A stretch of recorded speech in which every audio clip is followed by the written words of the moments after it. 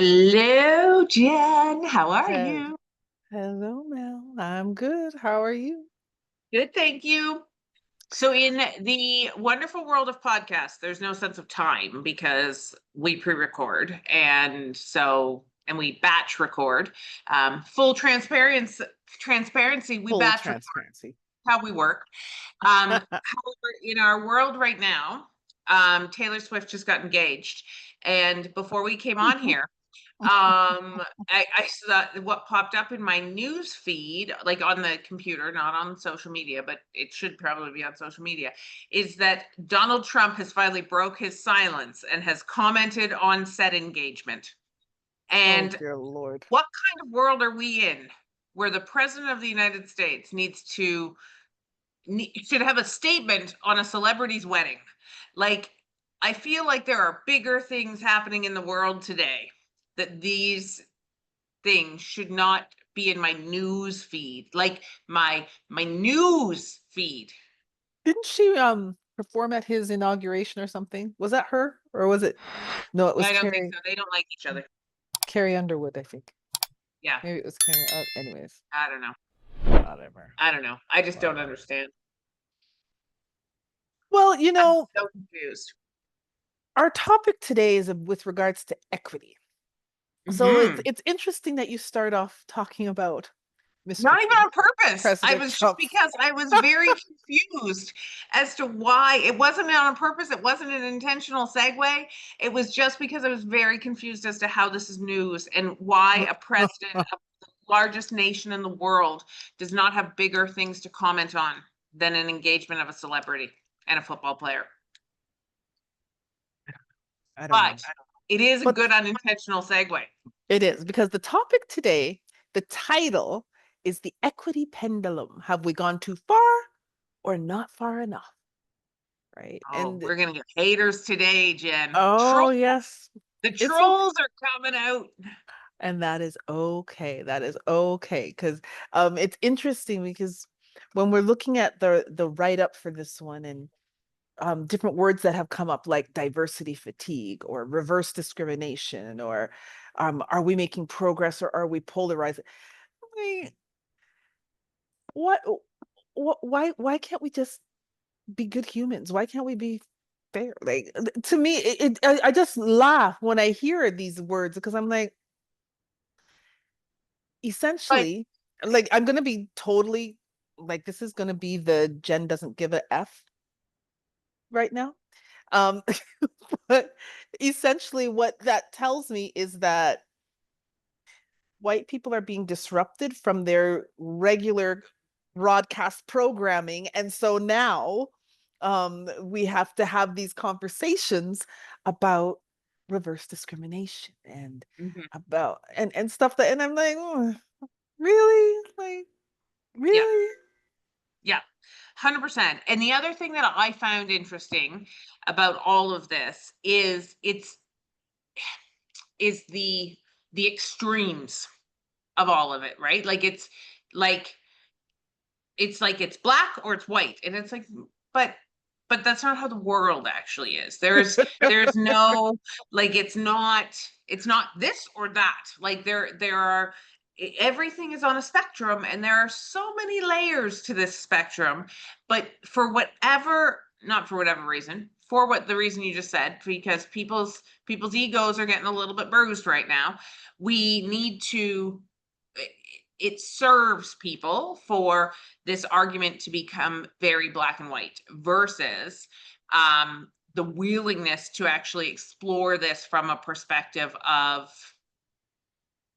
spectrum, because it serves the story better. The narrative is better served if I have to choose a side. Yeah. It reminds me of the common narrative I hear that all of these immigrants are coming into our country and taking our jobs. Right? So you're having to compete. Mhm. Is that what the problem is? You have to compete, whereas you didn't have to compete before. Like, Yeah. Well, and and then I also, that entitlement of our jobs, like yeah. those were your jobs. Like, okay. Okay. Well, and the other thing, and I think it'll be interesting too, because obviously I sit here having this conversation from the privileged white lady space. But the other thing that so, so we're going to have different perspectives on it, and we're going to Mhm, look at it through different lenses because of that. mhm, But mhm, see, you say like the entitlement around the jobs, and my automatic reaction to it is you ain't working those jobs. Like you can go do some corn detasseling. It's corn season right now. We're gonna go do some corn detasseling. We don't want to bring people in. They're taking your corn detasseling jobs. Like like that's where my brain goes, mhm, because because there's a large number of immigrants that come into this country to support farm work, mhm. and there's a large number of young white people I know who say they're unemployed. Would you like to go on corn detassel? Because there is jobs. It actually pays well. Yeah. And that's where my brain goes, is it's like, can we look at, like, no. Mm. It's and we're just coming out of, or actually, I don't know if we're coming out of it, but it's the season of get rid of everything DEI, Yes. right? My question to people would be, why do we need to have DEI? Have you asked Mhm. yourself that question? Why Yes. there was a need to have diversity, equity, inclusion initiatives in the first place? Ask yourself that question. Because if you really were honest, you would understand that for too long, too many people have not have not been treated equitably. For too Mhm. long, people within workplaces all looked alike, Yeah. right? Sorry. No, no, no, go ahead, go ahead, go ahead. No, and I think that that's such a valid question, right? Like, is like, why does it exist? And so we didn't throwing the script away, Jen. We didn't talk about this, but we have talked about this in the past, because I listened to a podcast a little while ago, and the podcast explored the question of um, whether or not equity should be looked at through a race lens, which somehow is what DEI has become. And I think that's a Yeah. whole other thing we should probably come back to, is that Mhm. somehow DEI has become a race thing, and that's not actually what it's ever was meant No, to be. So no. I think that's one conversation we need to have. But then the other one that I think does speak more to, because it's become a race thing, is I was listening to a podcast and they were exploring the question around, is it race or is it class? And if and how much of this is actually class, it's actually a class challenge, because if we go to other countries, where they don't have the mixed cultures that we do in North America. So if we go to Jamaica, where you are from, if we go to Africa, where I do a lot of work, where for the most part everybody's black, they still have challenges, these same challenges, but it's got nothing to do with race there. It's 100% to do with class. And Mhm. there's still lack of access, lack of, and class is what holds them back. And so this podcast I was listening to was somebody exploring that, is it actually a race thing in North America, or is it a class thing, and it's just disguised as a race thing because of who's been held back. But I think we start with the question of, why is diversity even a race thing? Because it's not So supposed to be. right. Okay, well, before we go there, Yes. everything you said, yes, and Yeah. colonialism has impacted every corner Mm, of the earth, right? yes. So even though I do agree that it's probably a class thing, because if you look before the transatlantic slave trade, if you look before Mhm. that, right? These countries were doing trade with, they were doing business with one another. The race was not a thing, Yeah. right? It wasn't until um it- the labor was getting too expensive, right? Mm, Where they were like, okay, well, let's bring in these indentured servants. That was getting too expensive. So okay, so let's do the slavery thing. right? And it'll be cheaper and we'll be able to make more money and all of those kinds of things. That's when race became a thing. Because before, I think it was the Irish were not considered to be at even par to the British, right? Yep. Back then there was a class, it was a class thing. It Yep. started as class, right? Yes. It became race when it was to the advantage, Mm. right? That's why I So love these conversations with you, Jen. I learned so much. so there's all of that. But then now, if we, to come back to the question that you had, what exactly was that question again? Is how do we think where do we think, or like, I guess, how did it change or why? Because diversity, equity, and inclusion was never specifically about race. It was to recognize diverse people, which could be sex, it could be gender, it could be sexuality, it could Ability. be ability, um it could be mental wellness, like all of those things. Um, it was to understand that everybody is diverse. And so, how do we ensure equitable environments and ensure that people feel included? But somewhere along the way, it became about race. Well, I think the George Floyd 2020, I think that's when we started to hear more. It did, DEI didn't start in 2020. Let's be Yeah, clear, right? It started years way. ago, way back. We're talking about feminist movement, we're talking about way back. So it's right, but 2020, there was people had to pay attention because there was nothing else to do. The world shut down, Hmm. right? So you have the COVID and you have George Floyd happen, and boom, DEI all of a sudden is everywhere. Everyone wants to look good, right? Yeah. So I think that's the Black Lives Matter. I think that, or I believe, my opinion, I believe that that had a lot to do with why it's become this black versus white. Because in a lot of my trainings I'll say, okay, when you hear the word diversity, what's the first thing that comes to mind? And oftentimes it is black white, black white, Hmm. and it's so much more. Yeah. Yeah. Well, and it's interesting because I participated in an anti-racism training, and the presenter, who was a friend of ours, um, spoke about even the fact that for herself, um, as she doesn't, she's not white, and she doesn't feel the race impact the same way as her black husband does. And just that, even the fact that it's not just because it's not about white, or it's not about black, or you know what, sorry, it's not about people of color in general. It is very much feels like a black versus white.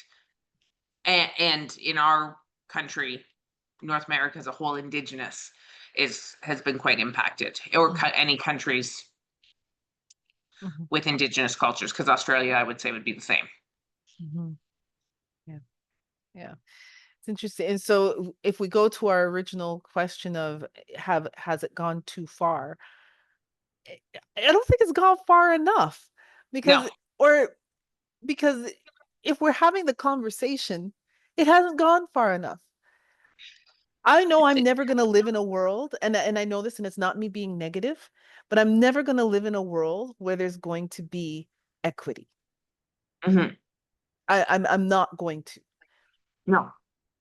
But and if you look at the history, has there ever been a time in history where there was equity?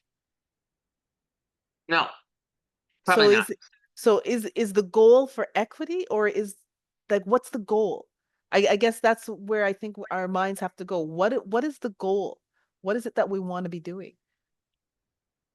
And yeah, and I guess, which, if we go back to sort of that podcast that I was listening to, that's partially what they spoke about, because they spoke about the fact that if I'm a black multimillionaire, I'm not feeling the impact the same way. And I now am in a position of power, and I'm probably still not solving it like in the same way, right? So that was the conversation that they were having. And so what does that mean? But I think what your question is around, like, what's the ultimate goal? I almost take it back to a human rights lens, right? Where I don't know if, and I think it's important that we clarify, we're saying equitable, not equal, Hmm. because they're different. And Yep. I don't think people always think about that. But I always take it back to a human rights lens, in the sense of, from a human rights standpoint, people should have access. And to me, that's step one, is how do we ensure everybody has access? Because if people, everyone has access to education, everybody has access to food and water, everybody has access to quality work, right? Like, that access to me is bare ass minimum, is how do we ensure we get people access? Because Yeah. until we get to access, I don't even know how we think about getting to equitable.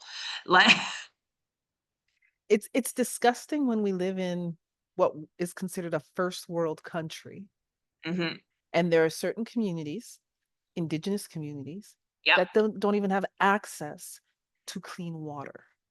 yes, and where I was gonna say we live, where you live half the time, where I live, we have a community that is 20 minutes away. It is not far. From my house, it's like 6. It is not far, and they don't have access to clean water consistently. Yeah. So Boiled it's water not advisories out all the time. all the time. Um, so it's not that it's right that communities in the north of Ontario don't have access, but you can you can start to go, okay, it's harder, there's more complications, the infrastructure, blah, blah, blah.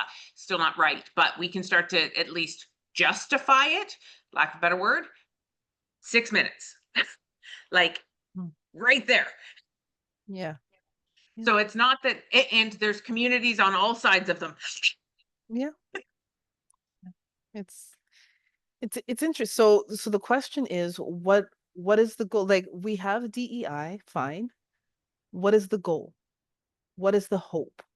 Because I think part of the problem is, because of the world we live in, everything is data driven. And if you Mhm. don't have data, if you can't analyze, then it's not getting attention. And the issue with DEI is that data hasn't been collected well. I'm not going to say it Yeah, hasn't been collected at all, but it hasn't been collected well.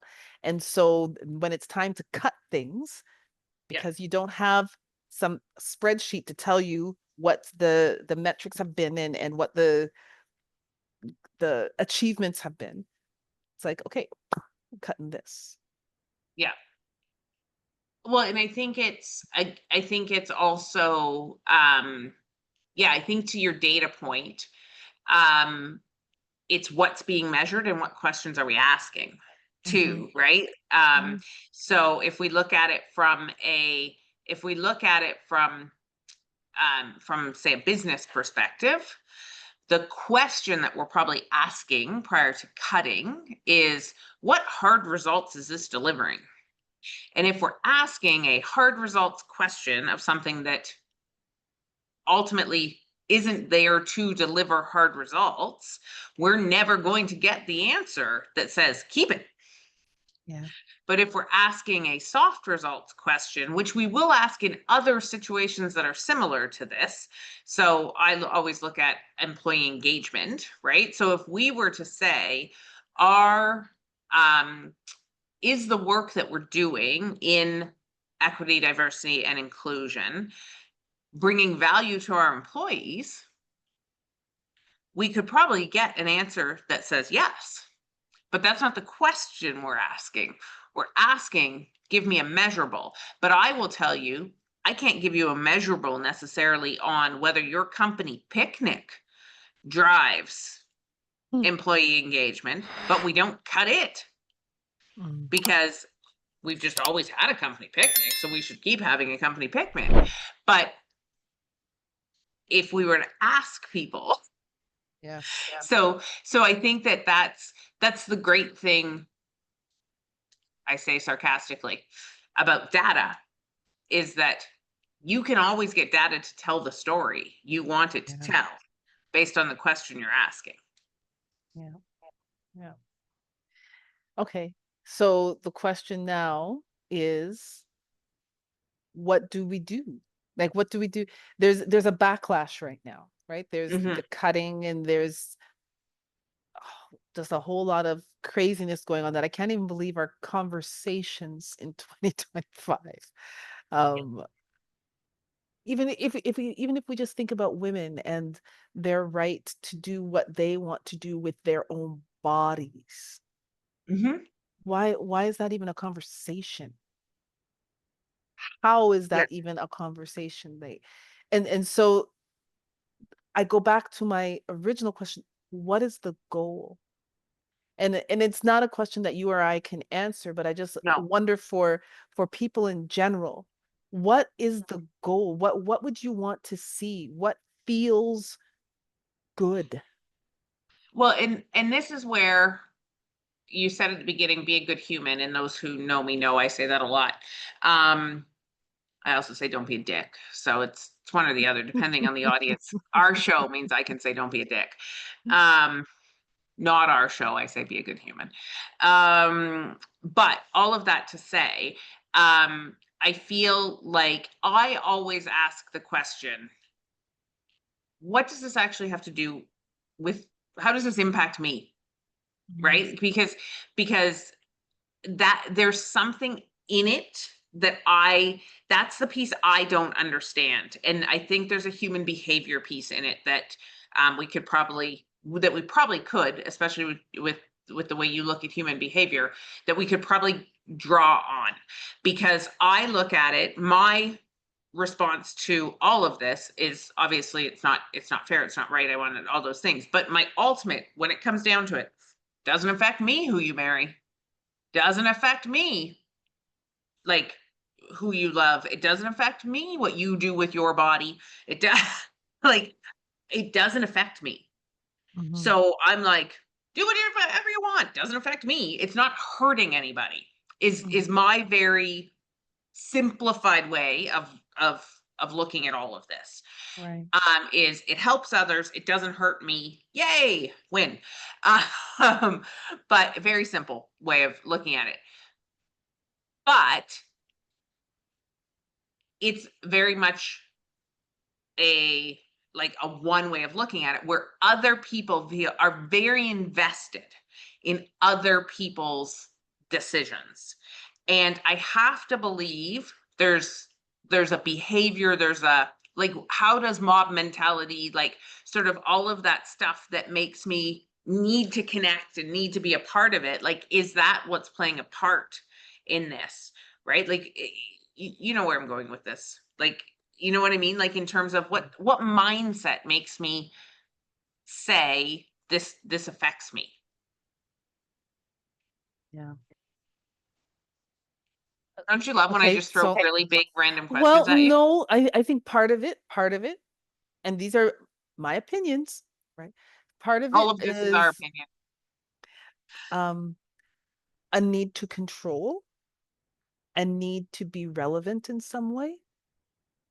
Um, because or or it impacts someone that you care about deeply. It's impacted them Mm, in a positive or a negative way, and so now you've taken upon yourself to fight the fight, yes, right? that's fair.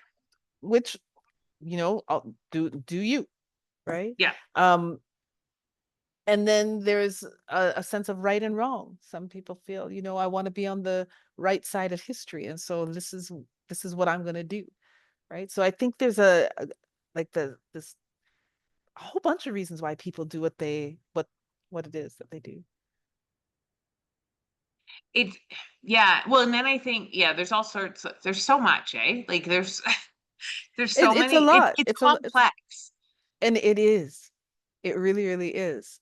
I mean, I the reason I do what I do in terms of anti-racism work and things like that is because I'm a Black woman and I've seen the effects and and grew up hearing a narrative about Black Mm, people that I'm like, that's not true because that's not my experience.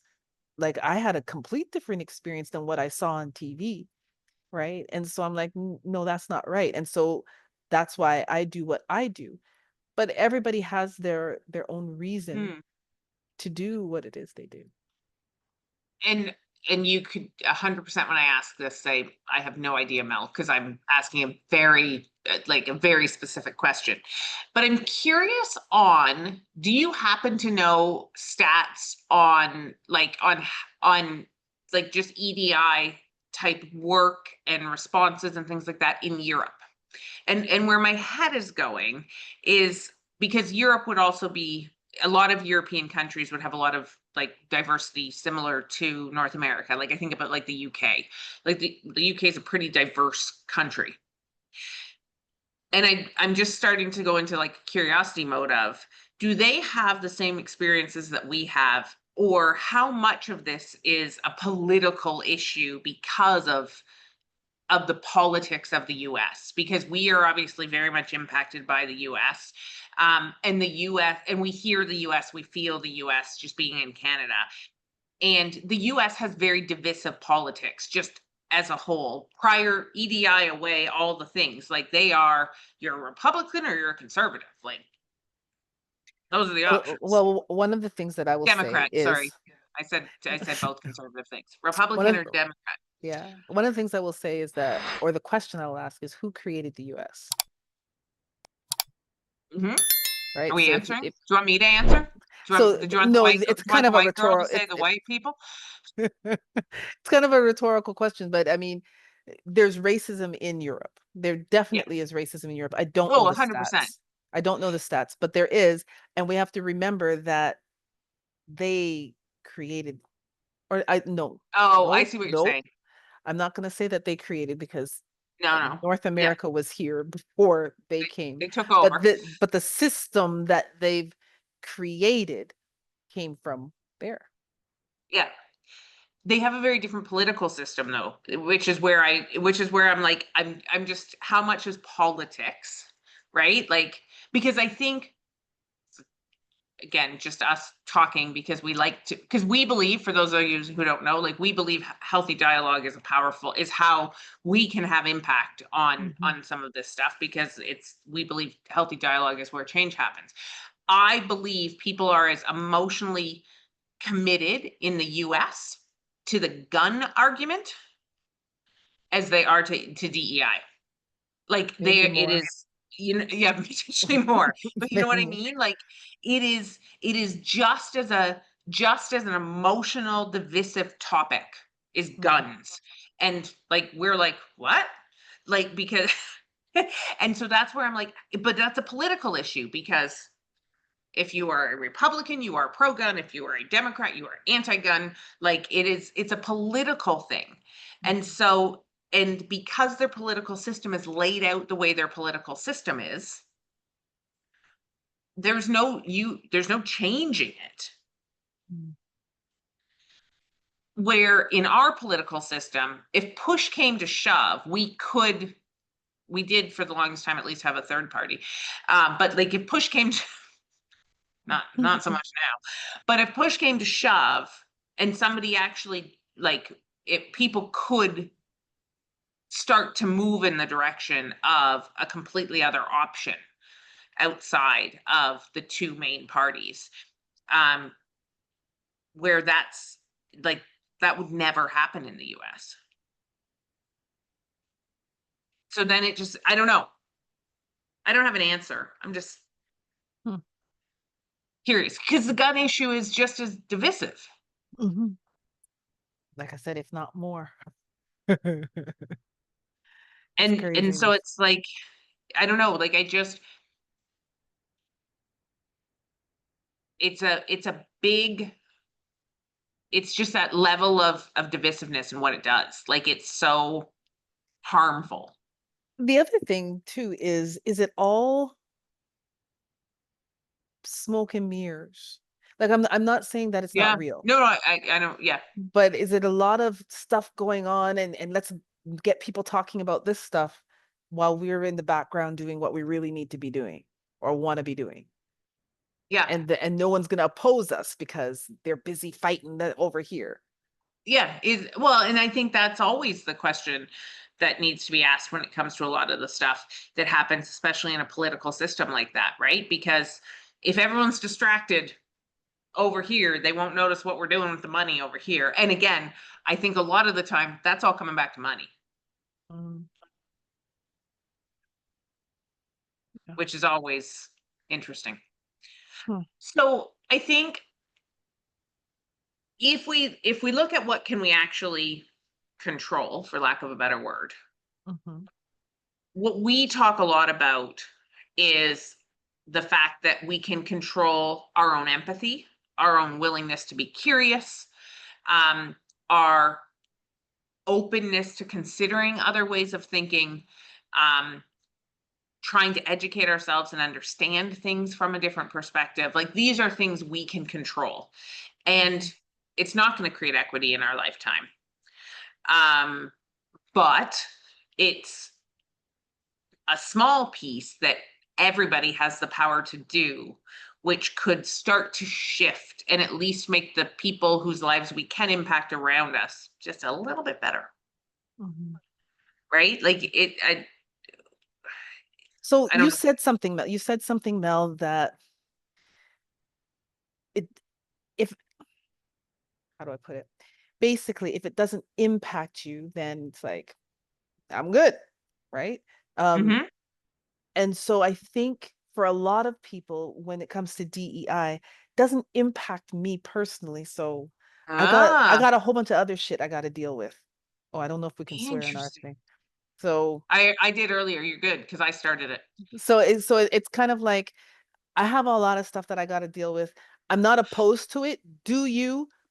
Mm, That's great, but I got other stuff to do. I have to take care of my own stuff, right? So I think a lot of the issue right now is that we don't have enough people caring enough to actually do something. yes. They're not going to oppose it, but they Yeah. just don't They're have not it doing. in, they're not doing anything. And if there were more people that actually did something, Mhm. then then we might see more shifts. Yeah. Which so it's interesting because yeah, because how I said that was very much like, "Doesn't bother me, I'm not doing anything." And for those who don't know, like I'm super passionate about this. I have Black children, right? So I do have skin in the game, which is why I do stuff. But and because and I guess I'm just passionate about creating space for people as a whole. But I think you're right, right? Like how do we encourage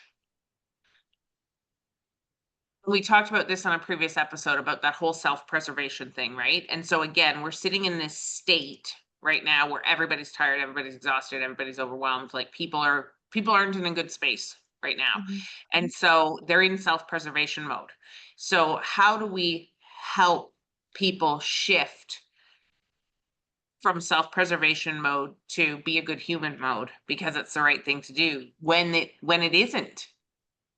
When they So, some people aren't going to like my answer, but sometimes we got to spoon feed people. Like I have had conversations with white people who've said, I want to help. I just don't know how. I don't know what I should do. I don't want to go out of my lane. I don't want to be canceled. I don't want to, right? mm, So yep, all of those things. And so it's like, what can I do? And sometimes when they ask that question to certain people, the response they get back is, I should not have to tell you what you need to do. You need yep, to just figure it out and do it. And I don't think that's the right way, the right, because if I want to help, but I don't know mhm, how to help, give me something. Give me a yeah. seed. Give me something that I can go with, right? Just help me. But if I say, you figure it out, I might go down the wrong path. Yeah. Well, Right? and I think we talk about this a lot, right? Like about the fact that our approach to how we deal with some of these things is not necessarily the traditional. Is that the way? Because we operate from the standpoint of our goal is to get people to the table, right? Like if we can't get people to sit at the table and have the conversation, then how do we ever create change? Similar to what you're saying right now, give them something, help, right? And we know that that's not necessarily the model that everybody else does. But it's how we've chosen to operate because our belief is lack of communication and lack of willingness for people to be able to have the hard conversations and to be able to screw it up is why we're in the situation we're in the first place, because people won't, if fear will hold people back. And so our role as people who work in this space is how do we create a space that's safe enough to say the stuff that isn't always that and do it wrong, and that's okay. Because if your intention is good, then we want to create a space to help you with that.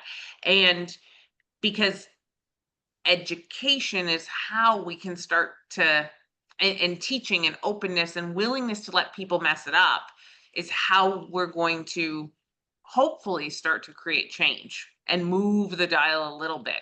Yeah. Because again, lack of information equals people fill in the blanks. I say this Yeah. about anything in the workplace. If there is a blank, people fill in the blanks with their own information, which is usually fears, hesitations, holdbacks, all the yucky stuff. So we want to create a world where people don't have to guess in those blank spaces. I think if we can get back to,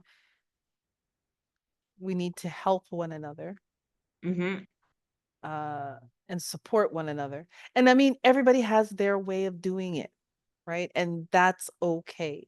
But I don't think we should shit on people for doing it the way they're doing it, right? Yeah. So if I'm a person that says, you know what, I'm going to help you, I'm going to hold your hand, I'm going to support you and figure that out, that's how I'm doing it. If someone else is saying, you know Yes. what, people need to be like independent and figure things out on their own, great. That's how And they're doing it. Yeah. that's how they're doing it. I am not going to poo poo on your parade, right? Yeah. But when we start poo pooing on each other's and how it Yeah. needs to be done and all of, then we're distracting from the issue, Yeah. right? Yeah. Yeah.